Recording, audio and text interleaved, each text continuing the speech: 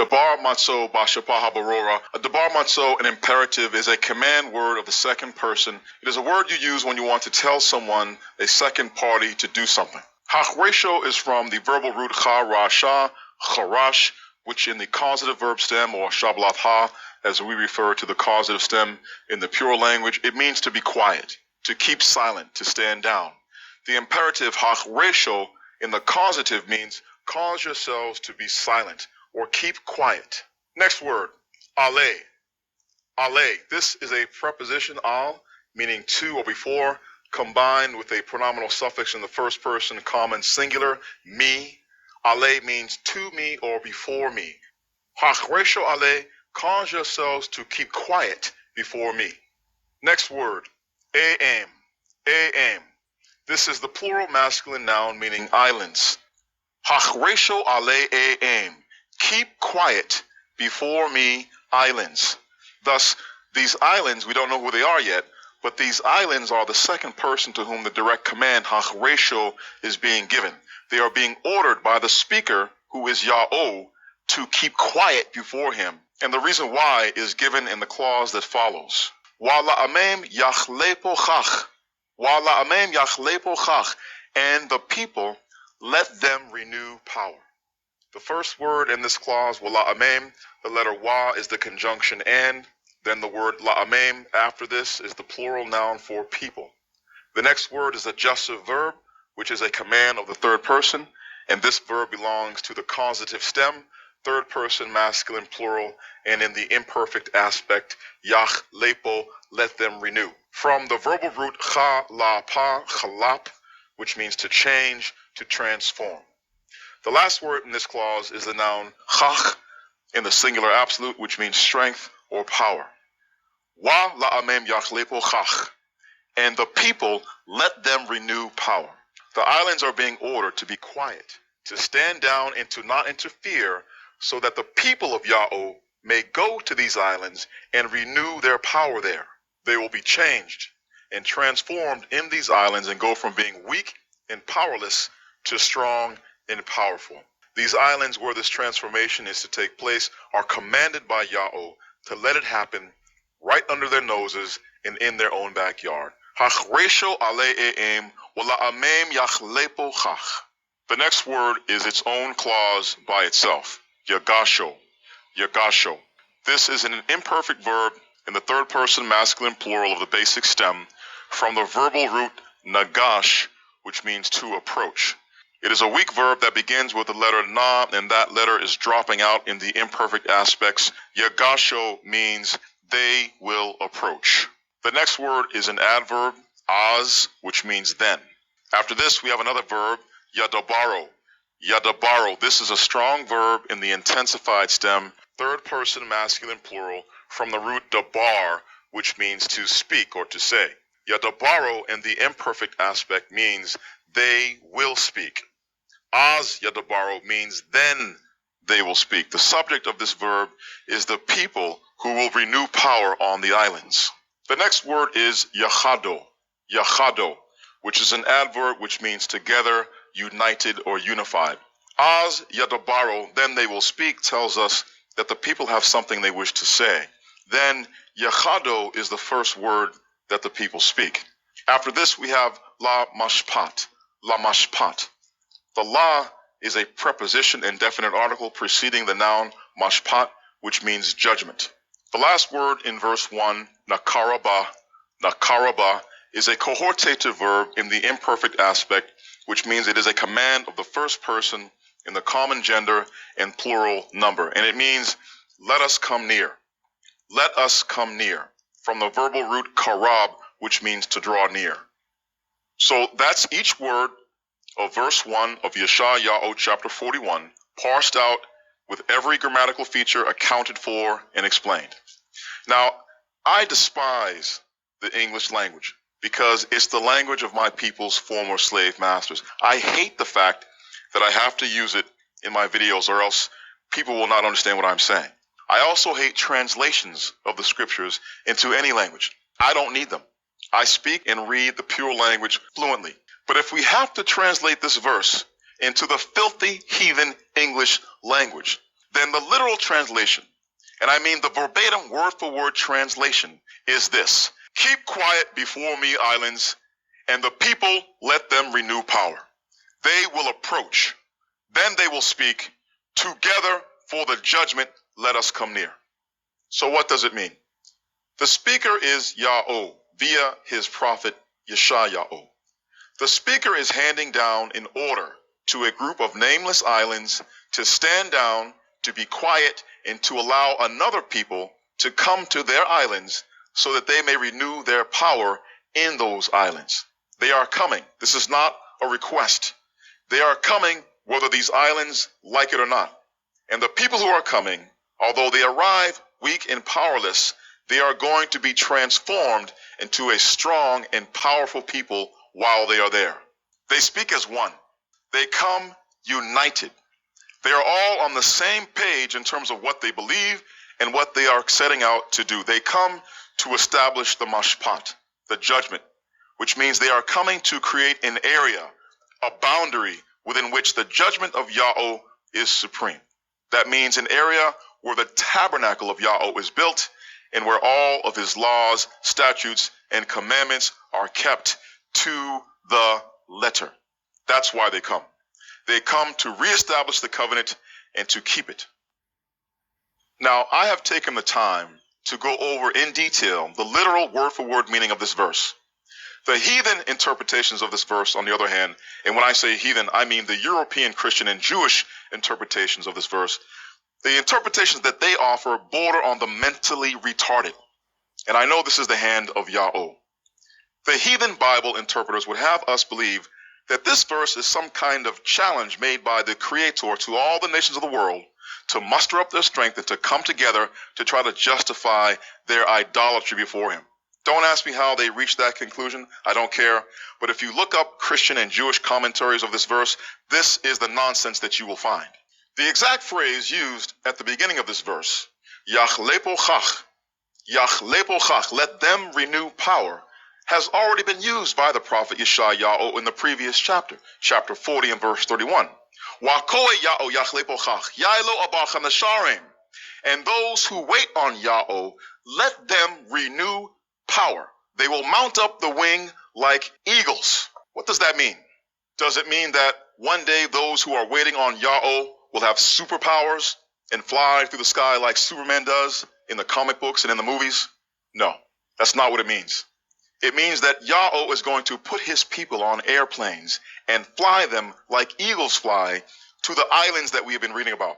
And after his people land and take up residence in these islands, then their power as a people will be renewed because they will be transformed into a righteous and holy nation, a nation that loves Yahweh with its whole heart and keeps every single word of his covenant. Verse 2, first clause. Meha'er mamazrach tzadak. Meha'er mamazrach tzadak. First word, may. This is the interrogative particle meaning who. Yahweh is beginning to ask a rhetorical question here. Next word, ha'er. Ha'er. This is a verb in the causative stem in the perfect aspect, third person masculine singular. Ha'er means has awakened, from the root ra, wa, and ra, pronounced gor, which means to stir up, to rouse up, to wake up. Next word, ma mazrach. This is the preposition particle ma, meaning from, prefixed to the noun mazrach, which means east. Ma mazrach means from the east. Next word, tzadak. Tzadak. This is a masculine noun in the singular number and the absolute state. Tzadak means the righteous man. It's a singular masculine noun following an interrogative who, not what, so it can have no other meaning than the righteous man. Thus, Meha'er mamazrach tzadak means who has awakened from the east the righteous man. Next word, yakara ho. Yakara ho. This is a verb in the basic stem in the imperfect aspect, third person masculine singular, with the object of the verb attached at the end in the form of a pronominal suffix for third person masculine singular. Yakara ho means he will call him. The subject of the verb is Yahweh, the one asking the question, and the object of the verb is the righteous man whom Yahweh has awakened and stirred up from the east. Next word, la regalo. La regalo. This is the preposition la, meaning to, prefix to the singular feminine noun regal in the construct state, meaning foot, with the pronominal suffix for third person masculine singular, his. La regalo means to his foot. Next word, yathan. Yathan. This is a verb in the basic stem again, in the imperfect aspect, third person masculine singular, from the root nathan, which means to give. Yathan means he will give, and the subject of the verb is still ya'o. Next word, la paneo. La paneo. This is the preposition and definite article la, meaning to the, prefix to the noun pane in the construct state, meaning face of, and with a pronominal suffix for third person masculine singular at the end, him. La paneo means to the face of him or before him. Next word, go aim. Go aim. This is the masculine plural noun in the absolute state, meaning people, not heathen nations. It just means people. And as we will see from the context, it must mean the people of Yahsarel, aka the Israelites. Next word, wa malachim. Wa malachim. The first letter wa is the conjunction and, prefix to the masculine plural noun in the absolute state, meaning kings or rulers. Wa malachim means and kings or and rulers. Next word, yarad. Yarad. This is a verb in the causative stem and the imperfect aspect, third person masculine singular, from the root ra, da, and ha, pronounced rada, meaning to rule or to govern. Yarada in the causative stem and the imperfect aspect means he will cause to govern. The subject of the verb, the one causing, is ya'o, and the object of the verb, the one who will govern, is the righteous man who has been awakened in the east. Next word is yathan again, and we already said this means he will give, and the subject of the verb is ya'o, the giver. After this, we have cha rapar. This is the particle of similarity prefix cha, meaning like, followed by the noun rapar, which means dirt or dust. Cha rapar means like dirt. Next word is charabo. Charabo. This is the feminine singular noun in the construct state, meaning sword, with a possessive pronominal suffix for third person masculine singular, his or him. Charabo means the sword of him or his sword. So the expression yathan cha rapar charabo means he will give like dirt his sword. The meaning is that Ya'o, who is the subject of the verb yathan, will make this righteous man's opposition to be like dirt to his sword. What chance does dirt have against a sword? None. None whatsoever. Next word is chakash. Chakash. This is the particle of similarity again, cha, meaning like, followed by the noun kash in the singular absolute, which means stubble or chaff. Chakash means like chaff. After this, we have the active participle, nadap, which is a noun, not a verb, but it is derived from the verb na, da, pa, pronounced nadap, which means to drive away. The active participle, nadap, means the one who drives away. The final word of this second verse, kashatho. Kashatho is the feminine singular noun kashath, meaning bow, in the construct state, with a possessive pronominal suffix for third person masculine singular, his. Kashatho means the bow of him or his bow. Chakash nadap kashatho means like chaff, the one who drives away his bow. The sense and the meaning here is that Ya'o will make this righteous man's opposition to be like chaff that his bow drives away with ease. What chance does chaff and stubble have against an archer's bow? The answer is none. None whatsoever. That's each word of verse 2 of Yeshayahu chapter 41 parsed out with every grammatical feature accounted for and explained. Now here is the verbatim word-for-word translation in the filthy heathen's English. Who has awakened from the east the righteous man? He will call him to his foot. He will give before him people and rulers. He will make him rule. He will give like dirt his sword, like chaff the one driving away his bow. So what does it mean? What does this verse mean? Well, for starters, let's point out that it's easy to lose sight of the fact that the focus of this verse is really on the subject of the verbs, not the object of those verbs. The subject of the verbs is Ya'o. He is the one asking the rhetorical question, who has awakened from the east the righteous man? The answer to that question is, of course, him. He is the one who has awakened from the east the righteous man, whoever he is. He is the one who will call this righteous man, whoever he is, to his foot, meaning to stand up and to do what he was called to do by Yahweh. He is the one who will make people and rulers submit to this righteous man's leadership, whoever he is. He is the one who will make this righteous man, whoever he is, to govern and rule. He is the one who will turn the opposition of this righteous man, whoever he is, to be like dust before his sword and like chaff driven away by his bow. Yahweh is clearly the focus here, not the work of his hands, not his creation.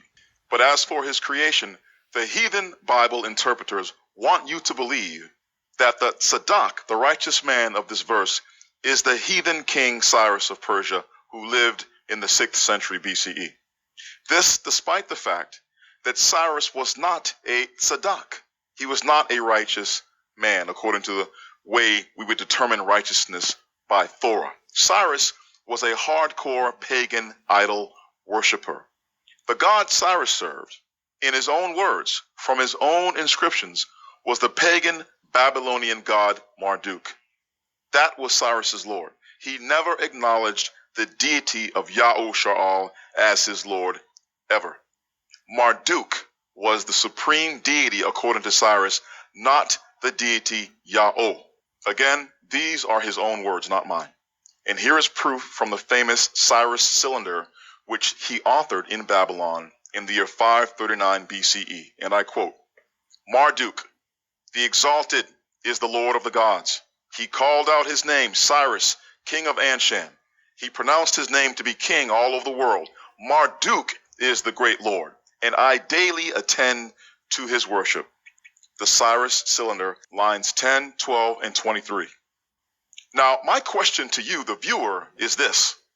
Can any false god of the heathens raise up anyone to be a Tzadok in the eyes of Yahweh the Almighty? The answer is no. If you said yes, you're on the wrong channel and you should let yourself out. Is the false god Cyrus served, Mardouchbag, is he the subject of the verbs in verse 2? Clearly not. That's because this verse is not talking about Cyrus or his pagan idol god. That's strike one. Here is strike two.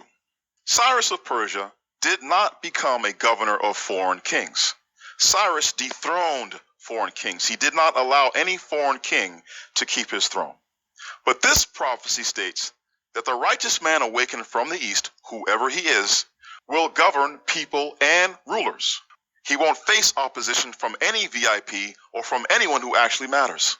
Instead, his opposition will come from dirt and from chaff, which can only mean from unimportant people and petty leaders who are easily swept to the side and driven away. That's strike three, you're out. Why strike three? Because even though Cyrus of Persia was a great conqueror, he was killed in battle by the Masagate in present-day Uzbekistan, and his war against them was a complete and utter failure. Unlike Cyrus, the righteous man of this prophecy is never defeated.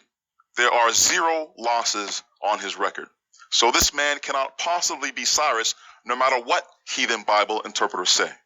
Mena or mamazrach laheot sadak. Meho. Aneho. Lama.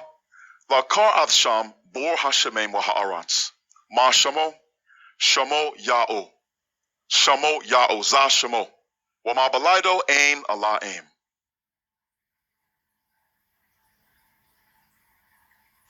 Verse 3, first word. Ya-radap-am. Ya-radap-am. Ya-radap-am. This is an imperfect verb meaning a future tense verb in the basic stem third person masculine singular with a pronominal suffix for third person masculine plural as the object of the verb. Ya-radap-am is from the verbal root ra-da-pa, radap, which means to chase, to follow, to pursue. Ya-radap-am means he will pursue them. He will pursue them. Next word, Yaibar. Yaibar. This is an imperfect verb in the basic stem again, third person masculine singular from the root ra, ba, ra, gabar, which means to pass over, to pass on. Yaibar means he will pass on. He will pass on. Next word, shalom. Shalom, not shalom. This word is pronounced shalom. If you say shalom or even shalom, I'm going to have to ask you to leave. Unless Shazam is a real person, there has never been any such word as shalom or shalom or shalom. These pronunciations are coming from ignorant people who do not have an education and do not know anything about Northwest Semitic and Afro-Asiatic languages. I'm sorry if that offends you, but it's true. Actually, I'm not sorry. Sue me. In this verse, the word shalom is not a greeting. It is the masculine singular noun in the absolute state, meaning safely, peacefully, unharmed, unscathed, uninjured, etc., etc. Next word, arach. Arach, masculine singular noun, absolute state. It means road or pathway. Next word, ba ragaleo. Ba ragaleo. This is the inseparable preposition ba prefix, meaning by, followed by the feminine dual noun in the construct state, ragale, which means feet of, and then we have a pronominal suffix for possession in the third person masculine singular. Ba ragaleo means by the feet of him or by his feet. The next word, la, is the negative particle meaning not. The last word in this verse is yabo. Yabo. This is a verb in the imperfect or future tense, basic stem, third person masculine singular, from the verbal root ba, wa, and a, pronounced bo, which means come, and yabo means he will come. He will come. Putting it all together, Yerodapam yaba shalom, arach baragaleo la yabo. And this is the translation into the filthy heathen English. He will pursue them. He will pass over safely. A path by his feet, not will he come. So what does this verse mean? In the previous verse 2, we learn that the opposition of the tzedak, the righteous man, is like dirt and chaff to him, easy victories. Now we are told in verse 3 that he will pursue them without anyone being able to bring him down.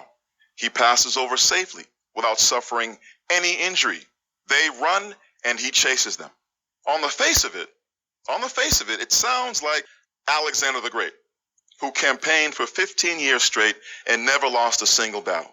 Cyrus of Persia, on the other hand, he lost a battle, and he lost his own life in that battle. Not only that, but it was a female, a warrior queen, who cut off Cyrus's head. Since this verse is not talking about the heathen king, Alexander the Great, who never lost a single battle in his life, it also cannot be talking about the heathen king, Cyrus of Persia, who was beheaded by a woman, which is one of the worst forms of humiliation a sovereign could suffer. Being defeated is one thing. Being killed and beheaded by a female is a whole other thing. That's a whole nother level of humiliation. And what about the next clause? Arach baragaleo la yabo. A path by his feet, not will he come. What does that mean? It does not mean that this man will never travel down a road physically. He does go by a road in pursuit of his opposition, but the kind of road he uses in order to pursue his opposition and to pass over safely is not a literal road. This man is not on foot or on horseback. He is not marching and leading armies on the ground or in the air or on the high seas, all of which require literal roads and pathways. This one expression, a path by his feet not will he come, it rules out that the tzedak, the righteous man in question, the one awakened in the East, can be identified with any historical king. Why? Because all of the kings of ancient times used literal roads, conventional roads, or inaccessible roads in all of their conquests. But the man who this verse is talking about, he pursues and crushes his opposition by using a road that did not exist until modern times. Not until the first day of the second month in the year 7222, which was Friday, April 30th, 1993, in the heathen's pagan calendar. The whole world is using this road today, but no one is ever using it with their feet.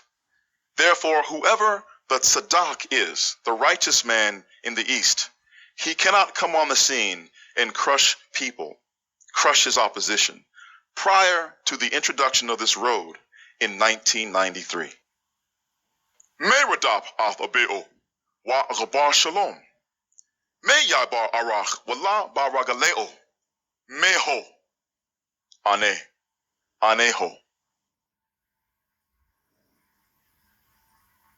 Verse 4, first clause. Me'pa wa Gasha. Me'pa wa Gasha. The first word is may, and we've already discussed this word in verse 2. It is the question word who. Next word, pile. Pile. This is a verb in the perfect aspect or past tense in the basic stem, third person masculine singular. Pile means has acted, has worked, or has wrought. Next word, wa gasha. Wa gasha. The letter wa is the wa reversal, which is when the prefix letter wa is flipping the tense of the verb. And the verb in this case is gasha, which means made or done in the perfect aspect, third person masculine singular. Wa gasha means and will do. The first two verbs in this clause are juxtaposed. The first verb is looking back into the past, and the second is looking forward into the future. Me pile wa gasha. Who has acted and will do? Another rhetorical question. The answer is Yahweh. He is the one who has acted in the past and will do in the future. Next word, car. Car. This is the active participle, which is a noun, masculine gender, singular number, absolute state, and it means the one calling. The one calling. Next word, ha-daroth. Ha-daroth. This is the definite article ha prefix, meaning the, followed by the plural noun daroth, which means generations. Next word, ma-ra'ash. Ma-ra'ash. This is the preposition particle ma, meaning from, prefix to the noun ra'ash, which means head, first, or beginning. Ma-ra'ash means from the beginning. The next two words are ane ya'o, which is the first person pronoun ane, which means me or I, and then the divine proper name Yahweh. This time he is answering his own question. Next word, ra'ashon. Ra'ashon, which is the masculine adjective, singular number, absolute state, meaning first. Next word, wa'ath. Wa'ath. This is the conjunction wa, meaning and, prefix to the preposition ath, which means with. Wa'ath means and with. And with. Next word, acharanim. Acharanim. This is the masculine adjective, plural number, absolute state, which means last ones. The last ones. The final two words are aneho. Aneho, which is the first person common pronoun ane, meaning I or me, and the third person masculine singular pronoun ho, which means he. Aneho means I am he. Putting it all together, me pa wa kasha, kahadaroth mara'ash, ane ya'o, ra'ashon wa'ath acharanem, ane ho. And here is the filthy heathen English translation. Who has acted and who will do? The one calling the generations from the beginning. Me, Yahweh, first and with the last ones. I am he. Why is this verse here? Seems to be out of place, but it's not. It's not here just for the deity to make a boast about how great and powerful he is. The prophet put it here so that the reader may know who is responsible for everything that we have read from verse 1 to verse 4. Yahweh is in complete control of the bloodline of his people. He manipulates and determines what happens to them. He determined what would happen to the last generations of his people at the time of the first generation of his people. And verses 1 to 4 are talking about the last generations and what will happen to them before they happen. Yahweh is the one who prepared a group of islands to be receptive of his people in the last days so that they can go there and renew their power. Yahweh is also the one who woke up from the east, the tzaddik, the righteous man. He also belongs to the last generations. And since he will be located in the east, that is where those nameless islands must also be located. The people are going there because he is there, because Yahweh put him there to be their leader. They are going from one end of earth to the other end in the far east to be led by a man that has been raised up by Yahweh. And Yahweh is calling it before it happens. Verse 5, first word, Ra'o. Ra'o. This is a verb in the perfect aspect, basic stem, third person, masculine plural, from the root ra'aha, ra'ah, which means to see, to look. Ra'o means they saw. The next word is aim, which we have already seen and defined as islands. And this is the subject of the previous verb, ra'o. After this, we have wayera'o, wayera'o. This is the conjunction wa for and prefixed to the verb in the imperfect aspect, the basic stem, third person, masculine plural, from the verbal root ya, ra, pronounced yar, which means to fear, to revere. Wayera'o means, and they will be reverent. And they will be reverent. Next word, katsoth. Katsoth. This is a noun, common gender in the plural construct state. The meaning is the ends of. The ends of. Next word, ha-arats. This is the definite article prefix ha, meaning the, followed by the noun arats, which means earth. Next word, Yahsarel. Yahsarel. This is a verb in the imperfect aspect, basic stem, third person, masculine plural, from the verbal root cha-ra-da, charad, which means to shake or to tremble. Next word, karabo. Karabo. This is a verb in the perfect aspect, basic stem, third person, masculine plural, from the verbal root karab, which means to draw near. Karabo means they drew near. Last word, wa ya'atheon. Wa ya'atheon. The wa conjunctive in this instance has the meaning of the adverb indeed, prefixed to an imperfect verb in the basic stem, third person, masculine plural, from the verbal root a-tha-ha, pronounced atha, which means to come.